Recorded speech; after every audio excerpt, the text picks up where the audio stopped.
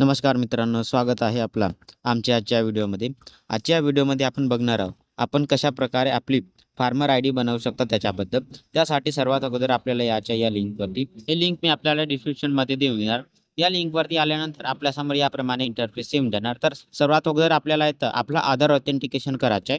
तर इथं आपल्याला आधार ऑथेंटिकेशन करण्यासाठी आपल्या इथं दोन ऑप्शन दिलेला आहे. एक आहे आपला आधार OTP आणि दुसरी आहे इथं आपला आधार बायोमेट्रिकचा. तर आपल्याला इथं ज्याप्रमाणे आपला आधार ऑथेंटिकेशन करायचं असेल तर ऑप्शन आपल्याला इथं सिलेक्ट करायचा आहे. आपण जर आपला आधार ऑथेंटिकेशन हा OTP ने करत असाल तर आपल्याला इथं या OTP वरती क्लिक करायचे आणि इथं आपल्याला आपला आधार कार्ड नंबर द्यायचा आहे. आधार कार्ड नंबर दिल्यानंतर आपल्याला इथं बाहेर क्लिक करायचे. मग आपल्या या आधार कार्डला जो मोबाईल नंबर जोडला असेल त्याच्यावरती एक OTP येऊन जाणार. ते OTP आपल्याला इथं फिल करायचे आहे.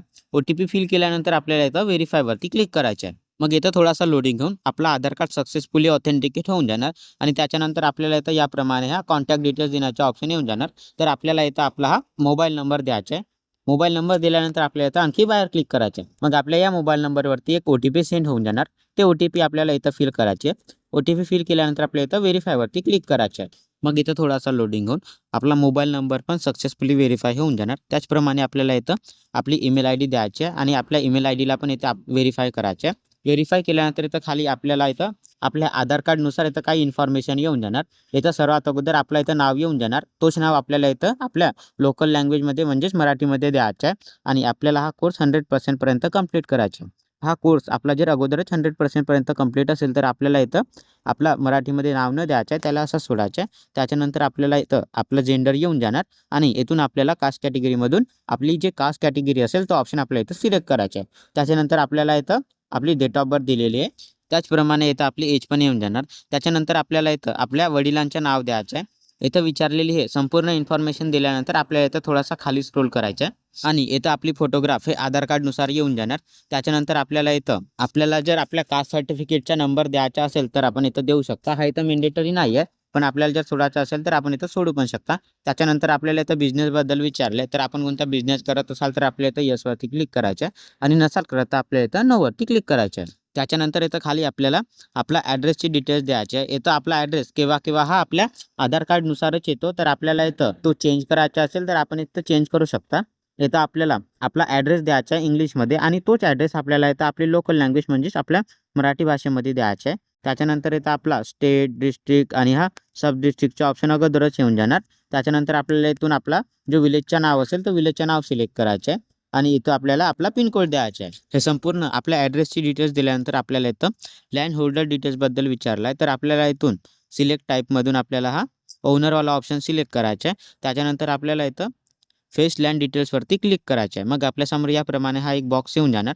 तर इथं आपल्याला आपली जिथं शेती असेल त्या शेतीचा आपल्याला इथं ॲड्रेस द्यायचा आहे. सर्वात अगोदर आपल्याला इथून आपला डिस्ट्रिक्ट सिलेक्ट करायचा आहे. त्याच्यानंतर आपली जिथं शेती असेल त्याचा तालुका सिलेक्ट करायचा आहे आणि इथून आपल्याला ते आपली शेती ज्या गावामध्ये असेल तो गाव आपल्याला इथं सिलेक्ट करायचा आहे आणि त्याच्यानंतर आपल्याला इथं खसरा नंबरमध्ये आपला जो शेतीच्या गटाचा नंबर असेल तो गट नंबर आपल्याला इथं द्यायचा आहे आणि आपल्या इथं सबमिटवरती क्लिक करायचं आहे. मग याप्रमाणे इथं आपल्याला हा सिलेक्ट टॅरेंट अँड आयडेंटिफायर नेमचा ऑप्शन येऊन जाणार. तर आपल्याला इथं क्लिक करायचं आहे आणि आपल्याला ज्याची फार्मर ID कार्डाची आहे आणि ज्यांचं 7/12वर नाव आहे तो नाव आपल्याला इथं शोधायचं आहे आणि त्याला आपल्याला इथं सिलेक्ट करायचं आहे. आणि आपल्या 7/12वर नाव असेल पण इथं आपल्याला ऑनलाईनमध्ये आपल्याला तो नाव दिसत नाही आहे, तर आपल्याला इथं my name is not in the list of owner इथं आपल्याला क्लिक करायचं आहे आणि मग इथं थोडासा लोडिंग होऊन आपल्यासमोर याप्रमाणे हा बॉक्स येऊन जाणार.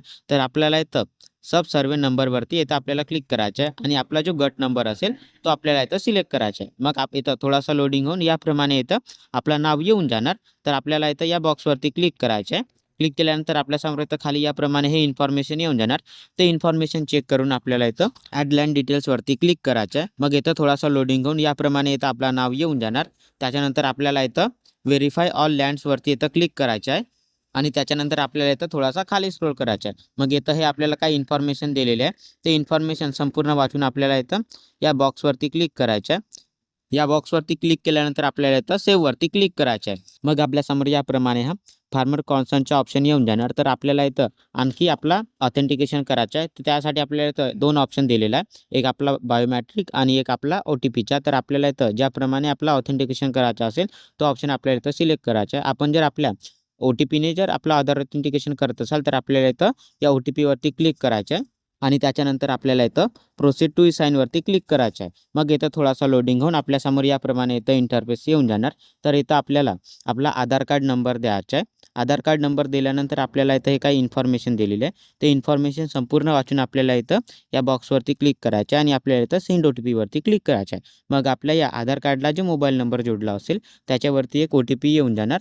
ते OTP आपल्याला इथं फिल करायचे आहे. OTP फिल केल्यानंतर आपल्याला इथं व्हेरीफाय OTP वरती क्लिक करायचं आहे. मग इथं थोडासा लोडिंग होऊन इथं आपला सक्सेसफुली ऑथेंटिकेशन होऊन जाणार आणि इथं आपल्याला याप्रमाणे इथं आपली एनरोलमेंट ID मिळून जाणार. त्याच्यानंतर आपण जो आत्ता फॉर्म फिलअप केला त्याची जर आपल्याला इथं प्रिंट काढायची असेल तर आपल्याला इथं डाउनलोड PDF वरती क्लिक करायचं आहे आणि आपल्याला जर याची प्रिंट काढायची असेल तर आपण याची प्रिंट काढू शकता किंवा आपल्या मोबाईल, लॅपटॉप किंवा PCमध्ये याला सेव्ह करून पण ठेवू शकता. इथं हा फॉर्म फिलअप केल्यानंतर एखादी हप्त्यामध्ये इथं आपली फार्मर ID बनून जाणार आणि हे फार्मर ID बनल्यानंतर आपण कशाप्रकारे आपली फार्मर ID चेक करू शकता त्या व्हिडिओची लिंक मी आपल्याला इथं डिस्क्रिप्शनमध्ये देऊन देणार. तर मित्रांनो, अशा प्रकारे आपण इथं आपली फार्मर IDसाठी ऑनलाईन अप्लाय करू शकता. आणि आपल्याला जर हा व्हिडिओ आवडला असेल तर आमच्या व्हिडिओला लाईक आणि अशाच प्रमाणे व्हिडिओ पाहण्यासाठी आमच्या चॅनलला सबस्क्राईब करायला विसरू नका.